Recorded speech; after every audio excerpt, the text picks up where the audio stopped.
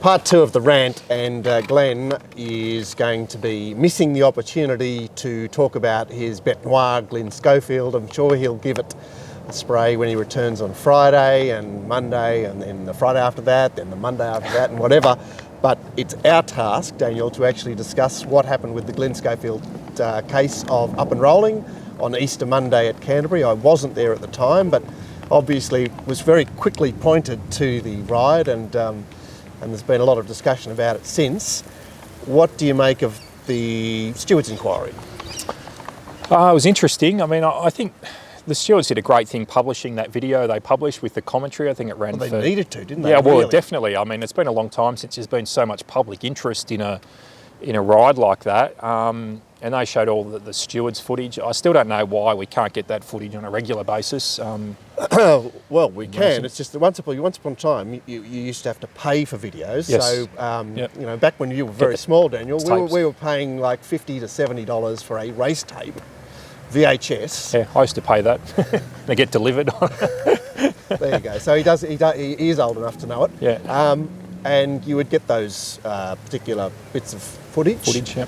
Nowadays, we're free to avail ourselves of Racing New South Wales. Has very kindly got into bed with Sky Channel or Sky Racing, and they show you the vision 20 minutes after the race, or you've got a replay 20 minutes after the race. It's good. Which is a great service, Yes. but because we're not paying for it, we don't get the extra bit. No, that's right. I mean, so I think it was good that they did that. As you said, they needed to do that.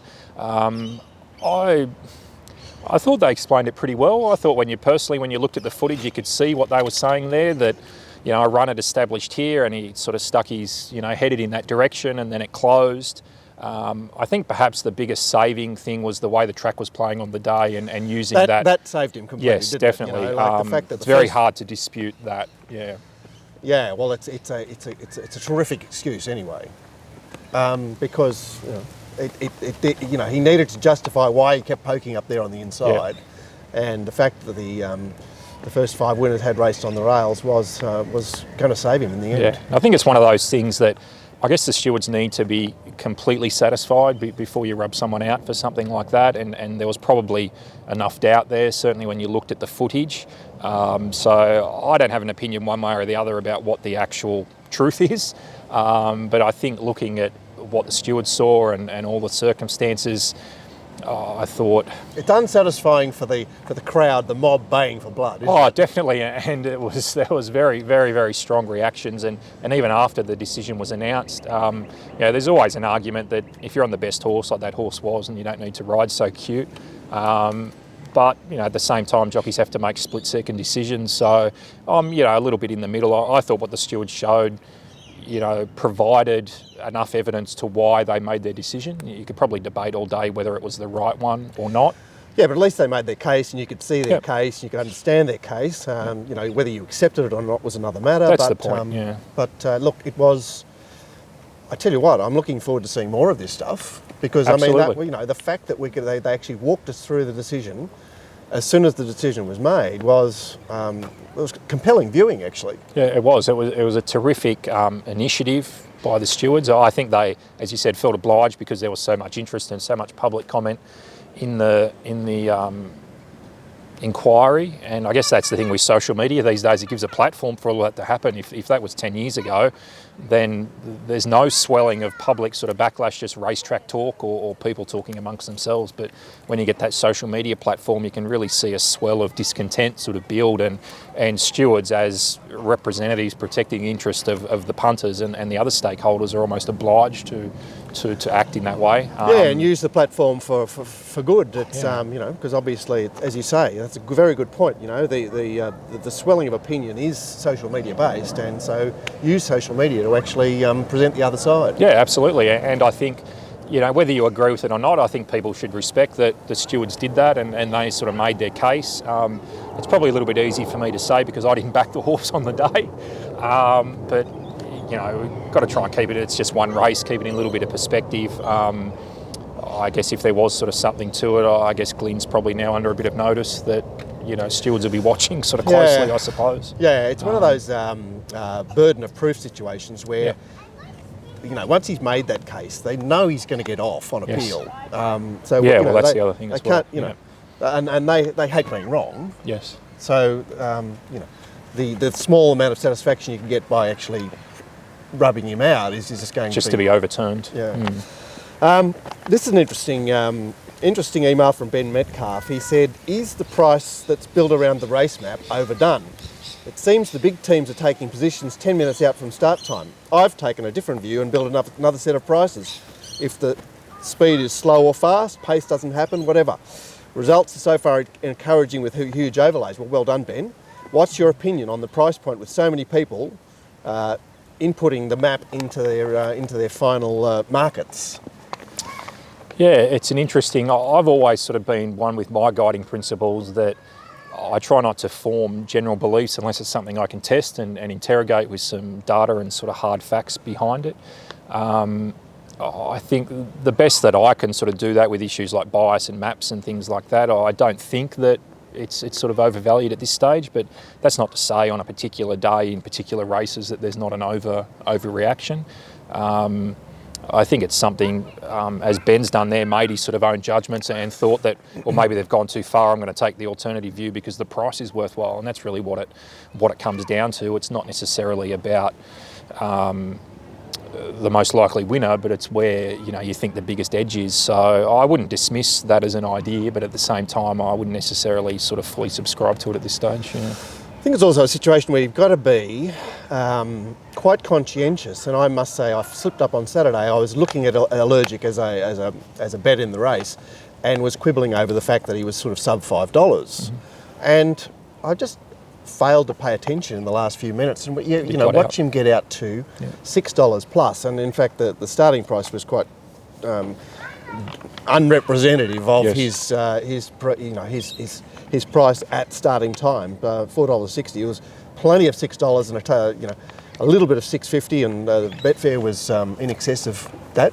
Yeah, I think it comes down to, we were talking about this off camera, the assumptions that you make when you sort of do the form, and you, like you said, not happy with sub $5 Allergic because of the assumption of A, B and C, but sometimes you have to say, well, if I make assumption C, D and E, what price do I have, and then line it up that way so you can make those more dynamic decisions on the day. And that was definitely a case where the pace did end up quite strong and it suited that horse, and also I guess there were some signs about the track, that you could do what he was attempting to do in the couple of races before. So I think it can be a little bit hard to adjust your plans as you go along during the day. You get such a focused mind about when you do the form and you have your opinion, and it's very hard to get that balance between changing for the sake of it, maybe because you're not going well, so you start to sort of chop and change, versus legitimately observing things. An opportunity. An opportunity to make a difference. So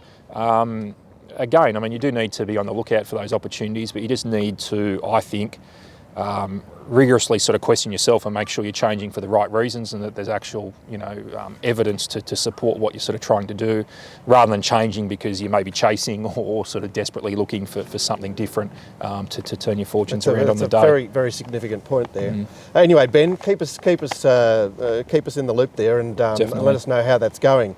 David Potter he's a very, very good man, good fan of the show, and he's complaining yet again about Bet365's deductions. They've done it to me again on Saturday. I had a bet on race 4 Eagle Farm. There was a scratching of Stampede, Ladbroke's deduction 24, Tab 25, Bet365 31 cents on the face value of the ticket. Is this within your realm of understanding, or have you observed this previously? Yeah, there are different deductions. There was a case on Saturday which affected me, where I backed a horse with one agency. The horse come out at 11 o'clock in the morning, and all the other agencies sort of had it out, yet I copped a deduction on my bet. And that agency said they must have. That was their explanation to me. They left it in for 4 hours after all the other agencies took it out, and you sort of copped a deduction there. So that is something, I do a little bit of early betting, so I do sort of monitor it. But in the case of Bet365, they've got sort of form in that area. You're kind of betting knowing that, aren't you, if there's Well, I would have said scratching, that when I've observed their deductions, they take the money out of the winning portion, not the stake. Correct. But David has, he's given the example of where, the amount that he on had the face and the value, subsequent deduction was correct. So I'm not sure what's going on there. I will also say that was an interesting point you made about the leaving the horse in. I think if you bet through dynamic odds, it's very easy to get, you see, dynamic odds take the horse out straight away. Yes. It's easy to forget that bookmaker may not have taken that horse out. Yep. You have to really sort of check your percentage and double check those things, because you can think you're getting one price, as was the case here, where the horse was taken out 4 hours before my bet was placed, but it was obviously still in the market of that agency. I'd assume they wouldn't make mistakes in that case. Their system would just log. So yeah, it's very much buyer beware type of thing. Yeah. For sure. Well, Dave's very irritated because he's got this this ongoing problem with Bet365, but they offer the best early prices with a starting price guarantee. I must say that it's you want to bag Bet365 for any number of things, but of course they are so often there when you want to play, aren't they? Absolutely, they're up with their prices. I guess the trade-off between being up so early is that the intelligence is maybe not that great, so there are definitely sort of opportunities there. Sometimes you may pay a price with that through deductions, but it's just all sort of things you have to weigh up, I guess. I mean, there's always lots of choices. They do offer, an edge in a lot of things, and sometimes you might have to cop it with a deduction. But hopefully, if you're regularly playing there, then the overall gain you're making is going to be, better off, even if you have to take a hit on a couple of cases. Yeah, well, Dave goes on to show, your show keeps me from walling somewhere. It's somewhere to air my grievances. In the words of that great philosopher Frank Costanza, a festivus for the rest of us. Dave then goes on to say later on, he says, "Hi again, just listened to your previous show for Randwick. I didn't catch the name of your guest, Roy, ? It was actually Roy Key, who was very good, very kind to come on Friday. After he said what a great show you had and what a great service you give to punters everywhere, and I totally agree with him, it's much more than a tipping show, it's about education of punters. What struck me is I've never seen or heard any mention of your show anywhere else. It's like the world's best kept secret. I mean, you mention other services on your show like RaceNet Form, you mentioned the best bookies without any sign of advertising, many different services that could be of value to punters, both big and small, all free of charge. It's a service. None of it seems to be reciprocal. Either you know about RacingRant or you don't. Word of mouth seems to be your only means of advertising. It's the best, but it takes a very long time for every punter to hear about it that way. Educating the punter should be paramount in the minds of all who have an interest in our sport, whether it be owners, trainers, jockeys, administrators, or even fellow punters. Your show deserves a much greater audience. I liked your show on YouTube, but that is about all I can do. If you ever want testimony about how genuine your motives are, don't hesitate to ask. When I had a problem with a bookie a while back, and it was good old Bet365, Glenn didn't only go out of his way to call the bookie in question on my behalf and fix the problem, he called me personally and explained what he did and that he's on the punter's side. No other racing service would do that for an individual punter. I will be forever grateful. I spread the word as much as possible, but you deserve a much greater audience, like every punter." Thanks, Dave. That's very kind words. You're preaching to the converted here because it's on the show that no one watches. But anyway, we'll just have to do our best. Thanks very much for your support. Mick had something to say about field sizes at the provincials, and how much interest do you take in the provincials? A lot, yeah. To me, it doesn't. A shooting gallery, the provincials. They can be, yeah. I mean, there's lots of horses you can rule out straight away. There's often less competitive depth, but the risk aversion, I guess, of bookies means that that sort of long shot bias type thing is at play. And to me, it doesn't matter whether it's $3 at Kembla on a Saturday or Gosford on a Thursday or Randwick on a Saturday. It's same. Paying same. Yeah, the same absolutely. Money. Yeah. Have you noticed anything about the provincials of late that they seem to be really hollow? Yeah. I think it just goes in cycles depending on the horses and trainers. I mean, the prize money's the prize money's becoming so good now as well that I think that accounts if they've got sort of extra field size. There's more sort of appeal there. I mean, I think it's fertile ground. I mean, one thing I'd encourage people to do if you're playing those provincials, especially on a Saturday, is try and find a way to look at your stable stats and stuff. There's a few stables there that sort of dominate, especially city stables. If you take someone like Gwenda Markwell, who's sort of almost like a Kembla or Saturday provincial institution, but her success at those races, in more sort of recent seasons has been, quite poor, and it's the likes of sort of Snowden's and, trainers like that are sort of dominating. So potent, isn't he? Yeah, so I think that's your starting point for Saturday provincial form, is just looking at what your top stables are taking there, what their intent is. especially the Snowden stable for taking horses there to resume. They're absolutely dynamite at those sort of locations. Wow, getting a lot here. So guys, he says, just a quick note on field size of the provincials and a possible reason behind it. Thursday just gone, there was a 3-year-old 1200 metre maiden programmed on the same day at both Gosford and Bathurst. Gosford attracted 4 runners while Bathurst had 11. 9 of the 11 runners came from city/provincial stables. Talking to city provincial trainers, their reason behind starting at country tracks is it's simply not beneficial to break your maiden at provincial tracks unless the horse is above average, as they find it hard to place the horses given the rating system. Case in point, Penske, trained by Gaybot, won a 5-horse maiden at Hawkesbury and earns 17,000, rated 64 after the win. B. Baker takes Your Way to Orange, this is a long time ago, wins a maiden, earns 11,000, rated 55. So 4.5 kilos difference. Then goes to Kembla next start, wins again, picks up another 17s, rated after the win a 62 benchmark. Penske has won 1 provincial race, earned 17,000 as a 64 rater, while Your Way has won 2 races, 1 country, 1 provincial, 28,000 as a 62 rater. And that, I wonder if he's actually taken the female component off there as well, because Your Way is a mare. Yes. And would have had an elevated rating based on the fact that she's a mare and would get an allowance if she races in the actual race, yeah.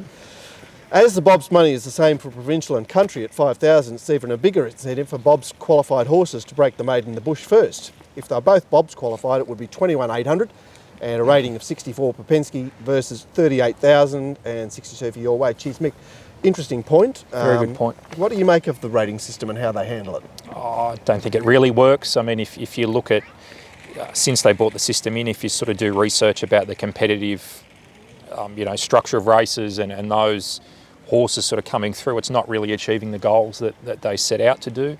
I think the other thing is as well, I did some stats and published them on Twitter a little while ago about this, that since the prize money increases, the percentage of starters from city stables going to country tracks has increased.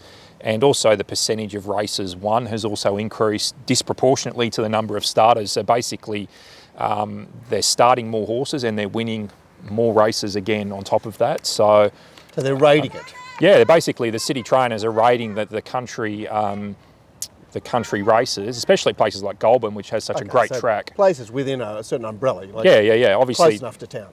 Yeah, so, it can be Bathurst, which Bjorn Baker likes taking horses to. It's just a couple of hours over the mountain. Goulburn's just a couple of hours, pretty easy trip down there. And I always thought that, well, it was for the prize money. It's a much easier target to get the prize money. But Mick makes a good point here that it can also be about the rating that the horse ends up with and effectively get an opportunity to double dip before you get the rating up to a similar mark to what you would be winning a provincial. So I think that's perhaps a really good point. And another angle that Racing New South Wales might need to look at if they're really trying to achieve, a level playing field with the benchmark system and encouraging sort of horses coming through and giving the right sort of playing field, especially for the country horses. Yeah. And what do you make of this idea of country horses coming to town and getting some sort of relief? Surely that's just recognition that they've got the wrong figures in the first place, isn't it? Basically, yeah. I mean, if the system works the way that it should, then you should see the natural integrity of the system achieve the goals that they want. And when you look at, sort of figures, I think under handicaps, obviously they can't do anything about the top or the bottom weight. They're sort of set. But in between, you still see that sort of flow. So the handicapping system really doesn't achieve the objectives that they want. That doesn't mean I've got the answer for it, obviously, but I think if you talk to a lot of trainers around, there's plenty of complaints about the benchmark system. Well, I seem to remember them complaining about every single system, so yes. Maybe there is no end in sight. We've done Dave's very kind email. We've also spoken about the possibility of the ripping up of the Kensington track assisting the drainage inside at Randwick. Lindsay Murphy very kindly wrote back to me and said that he says, all I can say is it hasn't had an effect as we haven't watered recently, which is obviously true, and it didn't affect it previously at all. So that's Lindsay's take on the situation. A tweet from, I think it was Nathan. Hi Mark, do you and Glenn use BetTrader? If not, which software do you use? Now, I know that Badger changed Glenn's life by showing him BetTrader Revolution, and he's sworn by it ever since. I think he even said on the show that if he had a choice between going to his child's wedding or giving up Bet Trader. He said he'd have to forego the wedding. So, which is that's a vote of support for Bet High Trader. praise. I have used Bet Angel, which I found very, very useful, and Same. I'd recommend. So you're a Yeah, very, very, very sort of early days. I got onto the notion. This is a decade or more ago, that obviously the Betfair interface is sort of quite clunky, and if you're playing Betfair, you really need to have a one-click sort of solution. And I think at the time, Bet Angel was one of the very few sort of products around. There's been a lot more in more recent times. So I sort of got onto that and found that excellent sort of tool, particularly when you're shopping for prices and trying to get bets on. You can't just, most people would know, just lump your whole bet into the marketplace. As soon as you show demand for a horse, it affects the supply side and you end up chasing your own price in. So Bet Angel and other products like that now give you the ability to snipe sort of prices, little bits and pieces, and sort of get a bet on. So Bet Angel's the one I'm most familiar with, apart from sort of own private stuff that you have written. But I'm sure, like Bet Trader, there's lots of those products around now. And if you're playing Betfair, which I think everyone should, you really should be using something like that. They're not expensive at all, and they really sort of, I say sort of give you an edge, but in reality it just puts you on a level playing field. If you're using the standard interface, then you're probably at a disadvantage to everyone else. good point. And on the subject of Betfair, where to for Betfair, particularly in relation to New South Wales? Yeah, I think they're not very happy about the changes, and nor should they be, I guess. I mean, you can understand their point of view. Racing New South Wales increasing just the general level of fees, and I guess it's debatable whether companies like Betfair and other agencies, they're the ones that are creating the demand for racing through their advertising, through their initiatives. Yeah, they're finding the customers. Exactly. So you can argue that they're sort of a partner with Racing New South Wales, and Racing New South Wales should be doing everything they can to encourage those businesses to want to promote New South Wales racing. And in fact, what they're doing now is really trying to just take more from what's there.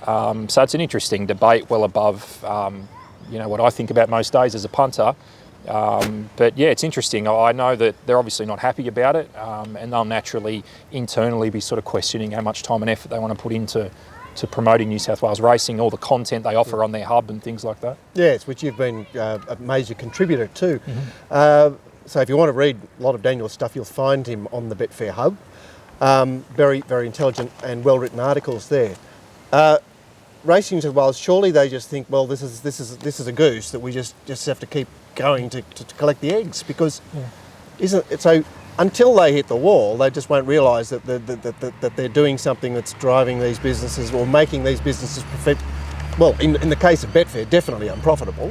Definitely, yeah. And I think Betfair is one of the more important parts of the market. You can argue that if one or two corporate bookmakers go by the wayside or get sort of rationalised with other operators, that it won't affect the market too much. But we have seen evidence when Betfair is down for a day or a morning or something, when they're doing maintenance. It's normally driven by the overseas schedules. They don't care that it's our racing day. When there's no Betfair, it stifles the whole activity in the market. Turnover's down because everyone relies on Betfair now. It's the dynamic live balance between supply and demand at any one time. It helps to create turnover in itself just by the intelligence that it shows. And when it's not there, as I said, the entire market sort of suffers. So it really needs to be one of those industry-owned things, doesn't it? It's a linchpin, and the problem is that it came in at a time where the racing industry was jealously guarding their mechanism for funding. So we've had the wrong attitude the whole time, and it seems to be getting worse. Now, someone took me to task about the comment about Encosta Line being ridden forward to get ready for later. Surely it's against the rules of racing if that was the case. That was last week at Rose Hill, where Encosta Line was ridden forward in 1500. He then went back in the mile last week on Saturday. I didn't see if there was a change of tactics. And then I suppose we had Beyond Thankful, who I would say was getting up on speed to get him competitive again. What's your view on horses sort of being perhaps ridden a little more forward than you would expect? It's a very technical argument, isn't it? I mean, there's no doubt it's better for fitness. As I've heard you say before, that you're better off up there doing a bit of work than just loitering out the back and sort of brushing home. I guess you could argue if it's not giving the horse the best possible or every chance to win the race, then there's an issue with the integrity there. But it's very hard to argue that a horse that takes the initiative out of the barriers, providing they're not going along at a ridiculously fast pace, isn't being ridden to give them the chance to win. That's right. They're in your subset of horses. Absolutely. Those horses push forward. That's a far better tactic than that will maximise a horse's position in most cases, the large majority of cases, far better than if they're just dropped out the back and they're aiming to work home and hit the line, as is the more traditional sort of lead-up type run. So I don't have a huge issue unless the pace being set is abnormally sort of fast, and the horse is unrealistically sort of contributing to that. If the horse jumps out, is ridden with reasonable sort of intent and gets up there and then cruises, I think that's fine. It's different if the jockey has the horse under the whip 1,000 metres out to try and keep the pace up. But if that's not the case, then it's very hard to argue the horse is not being ridden, to give itself every possible chance. Yeah. Of course, we have the most famous case of all, which was Gossips in the 90s, Kevin Forrest to Gay Waterhouse, and that went on for a long, long time. And the protagonists will argue to this day that they were all right, that Gay was right, Gay will say she was right, and the stewards will say they were right, and on it goes.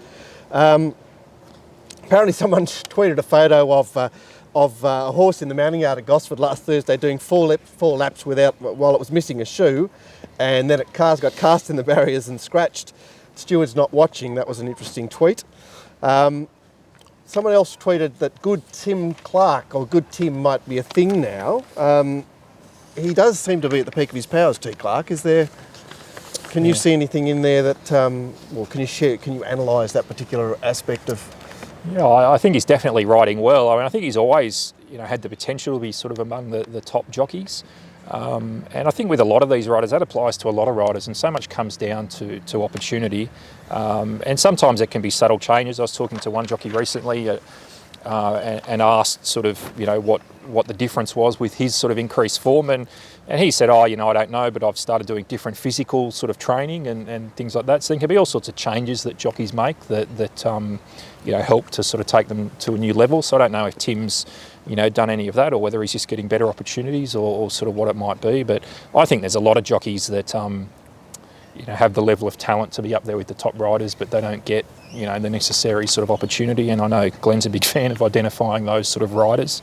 So I think that can be one of the real edges in betting, is to find those horses that, have the talented riders but don't have the profile of a Bowman or sort of someone like that, but can do, an equally sort of adept job in most cases. I think with jockeys, it's the case they all make mistakes. You just want to find the ones that make the least sort of number, and there's plenty around that fit into that boat that don't have the profile of the big Group 1 wins. So, yeah. All right. So, would you have a current favourite of yours that's out overachieving, that's a bit below the radar? Bit below, on the spot, a bit below the radar. It's normally a day-by-day thing I sort of look at with jockeys, where I try and stay abreast just of their sort of winning record, and then sometimes I delve a bit further in to look at their sort of recent rides, review the comments there. If a jockey has particularly sort of good figures, then taking a quick look to sort of see the circumstances they've been achieved in, or particularly sometimes you can see a jockey doesn't have a great winning record, but when you look at just sort of recent history, they might have been close in a number of races. They're giving them every chance. What I don't like to see is review a jockey's sort of recent history and you see a lot of comments caught wide, out the back, missing the start. I went through a case, it was a little while ago now, we're looking at something to do with Craig Newitt after having a certain sort of result there, and found that, some large, portion of his recent rides, he'd sort of missed the start. And you look a bit deeper, you can argue types of horses and things like that, but it didn't stand out as sort of something good. So I think there's always a bit more underneath than just the sort of winning stats.